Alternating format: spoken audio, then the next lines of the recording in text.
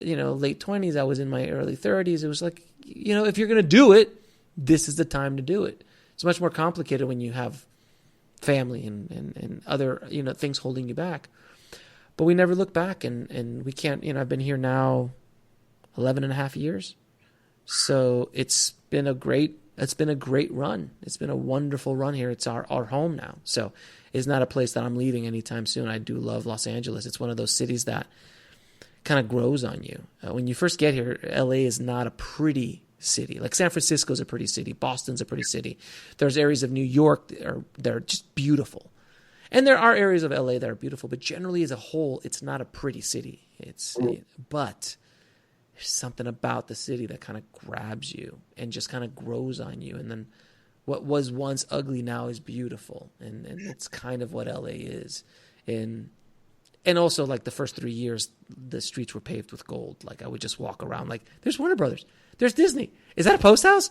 Oh, my God. They're shooting something over there? Like, it was just, like, so exciting to see people doing what you love to do. And it's everywhere here. Like, it's everywhere. I jump into an Uber, and generally the two questions I ask are, like, how did the audition go? Or how's that script coming along?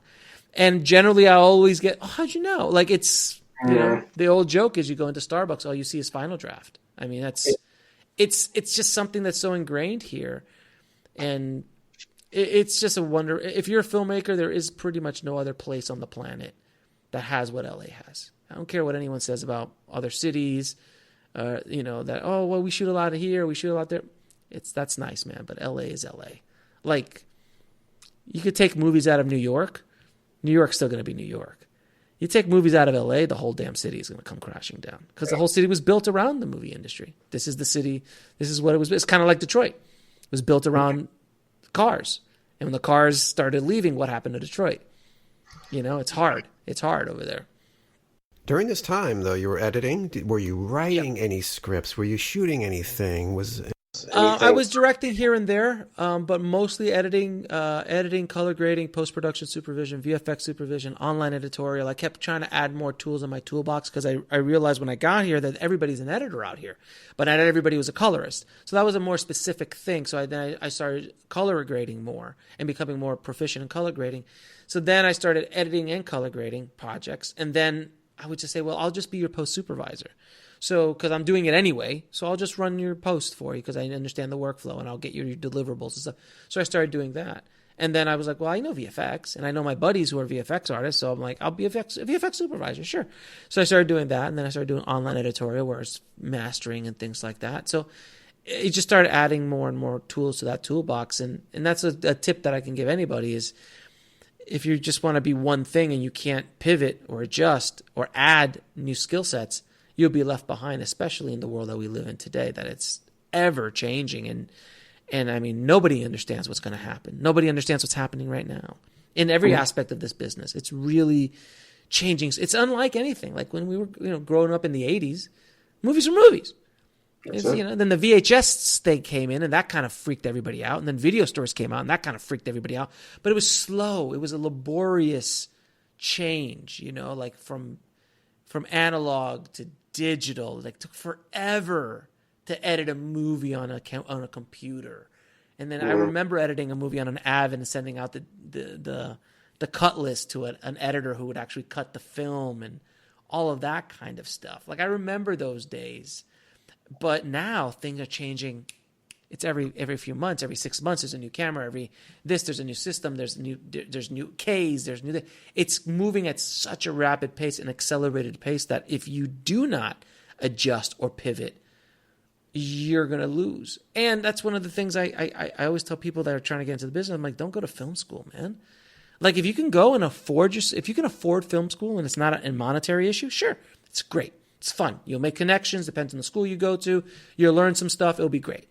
But if you're going to get in the whole $50,000, $60,000 for an education that pretty much means nothing in the business, because honestly, you know how many times I've been asked for my degree? Never once. Never once anyone negated me a job because I didn't have a degree. No one. They just looked at the work I did. And people. And the thing is that what you learn in school today is probably already a couple years old. So by the time you get out, There's brand new technology, brand new distribution outlets, brand new systems, brand new everything. The whole streaming. Remember when Netflix just showed up? Yeah. And everyone was like, that's not like now. It changed the entire game. It changed the entire world. Companies are folding because they didn't step up. I always use the example of Blockbuster. Don't be Blockbuster. Blockbuster, I don't know if you knew, Blockbuster had the opportunity to buy Netflix for $50 million. Yeah, I think I heard that. The CEO went over. It's like, you know what? I really don't want to deal with this. $50 million, it's yours. And Blockbuster with those dinosaurs said, oh, this is a niche market. No, we're not interested. And as we know what happened, I still remember getting here and I saw Blockbuster around the corner from me. I'm like, how does that place still exist? Like I couldn't like who goes there? Like I don't understand like how who's renting movies? Like I don't get it. I didn't understand it. And then slowly, of course, they all died off. Except for that one in Alaska.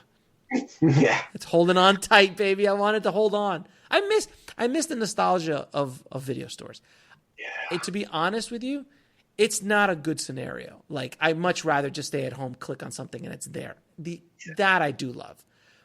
But the nostalgia of that time, I miss so much. Walking to a video store, not knowing what's there, hunting for that beautiful VHS cover that has a movie that you've never heard of. Is it good? Is it not good? Who knows? That kind of stuff is something I do miss. I might make a movie about a video store one day. I hope I do. Here we go. Ideas are coming, baby. Now, was family? You were starting to create a family during this time? Yeah, of course. Yeah. It took a few years, but we started building a family, and and just building a family with my wife. Yeah. And then you had this olive oil business. Yeah, it's a dark time. It's a really dark time in my life. I was so burned out from working in post, working with these kind of predatory distributors that I was working for, chasing money, dealing with deliverables. It was just a horrible, and I did that for years. And I just got so burnt out from that and like music videos and then dealing with that insanity. And I had my kids, and then all of a sudden I said, hey, olive oil.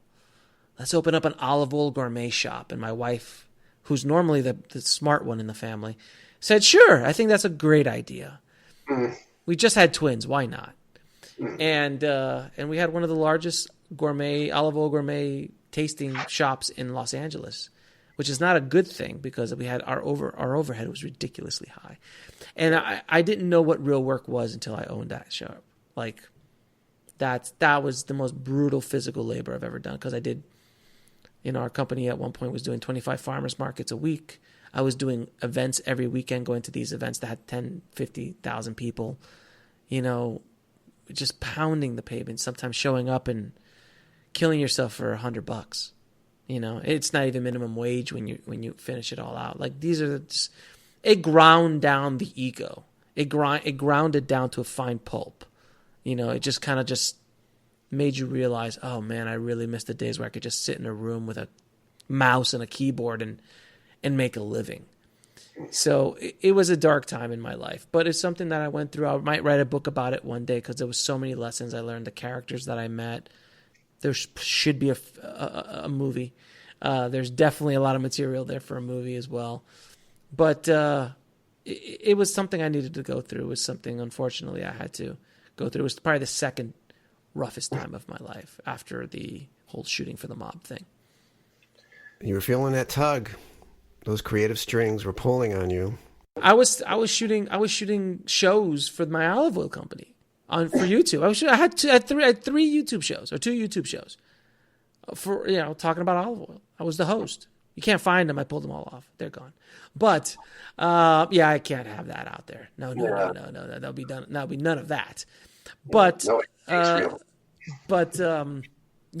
always had a foot in the door. Like I never left completely. I'd do a post job here and there if someone called, and things like that. But it was like a friend of mine put out a quote card of something I said the other day, and he made it into a quote card and put it out on social media, and people have been just pissing themselves over it. Where I make an analogy of what it's like to be a filmmaker, which is basically filmmaking is like it's like getting herpes, basically. Like once you have it, it's there for life. Sometimes it's dormant. Sometimes it flares up, but you can't get rid of it. There's no real cure for it. The only treatment you have is to be on set and actually making a movie, but the condition will flare up about 3 weeks after you finish your movie. So these are, it's a crude analogy, but and I've heard nothing. All the comments are like, it's gross, but I completely understand where you're coming from. Because once you're bitten, it never leaves you. It can go dormant for years, but it's always something that's in the back. It's just that thing that will flare up. And it could flare up at 40. It could flare up at 60. I know 60-year-olds that listen to me. They're like, you know what? After I started listening to you, I've always wanted to direct. I'm semi-retired. I'm just going to start making movies. And I'm like, I wish I would have started earlier, but I'm going to start now. Great. Good for you. And I'm glad I could help you on the journey in any way I can. That's why I do what I do. But it is something that never goes away. Like once you got it, you got it. Then you decide to start a podcast of all things. Indie Film Hustle. Why a podcast of all things? What I did was during the olive oil phase, about 9 months to a year before we closed the olive oil business, I read a book called The 4-Hour Workweek by Tim Ferriss. It was a book. It's one of those books that sits in your bin, your list. And one day something said, hey, buy that book. So I bought it and I read it and it changed my life because it was the first time that I realized that you could create an online business. And I said, well, wait a minute. I kind of done that before with Broken. Like I'd done a lot of the things, but I haven't looked at it in over a decade. So I was like, well, I'd done this before. So there's a system here. So then I dove in. When I go into something, I just absorb everything I can about it. It's like I know a lot about olive oil and balsamic vinegar because I read 20, 30 books on it. If you want to talk about what's a good bottle of olive oil, I'll be more than happy to later. But I dove face first into every book I could find on online marketing, audience building, online businesses, affiliate marketing. Just every single thing I could, like Gary Vaynerchuk, Seth Godin. I read all their books. I just kind of absorbed them. I started listening to podcasts like Smart Passive Income and Internet Business Mastery and Tim Ferriss and Gary Vaynerchuk. I just started absorbing as much information as I could. And then I told my wife, I'm like, I think I'm going to open up this kind of side hustle as a website, and I have to find my niche. And she's like, well, why don't you do something in filmmaking? I'm like, nah, I do that. I want to be the jelly bean dude. Like the guy, if you want to go to Jelly Beans, that's the guy. And then I use that as an example. I wasn't going to be the jelly bean guy. But then she's like, you're an idiot. Use filmmaking. I'm like, all right. I'll do something. And then I finally just came around. I'm like, yeah, I guess I'm going to do something in filmmaking. And that idea germinated, and I launched I had a complete plan on how to launch this online business. And I was really tired of seeing all my filmmaker friends and people just get destroyed by this business, including my own shrapnel that I've occurred and scarring that I've accrued over my career. And I'm like, there's so much information. And I'm like, I'm not the expert on everything, but I've been around the block a few times, and there's probably some information I can share with people. And I've always loved teaching. Obviously, my DVD was the kind of beginnings of that. So I launched the website first in July. I remember July 15th of 2015. I launched the podcast, the website with. I'm literally starting from zero. Like a lot of people think, oh, he leveraged something. Nothing. I was selling olive oil. That's how far out of the business I was. So like I had no online presence. I had like, other than whatever people remembered me of Broken. And I literally launched from 0 followers, 0 everything, and then just started grinding. I started pounding that stone. Do you know the concept of pounding the stone? Have you ever heard of that analogy? Enlighten the audience. So the Pounding the Stone is based on a book by Joshua Metcalf called Pounding the Stone. And in that book, he explores this basic story and breaks it down. Stonemasons, when they're hitting a stone or a rock to break it, they're obviously using their hammer and they're hitting that stone again and again. From an outsider's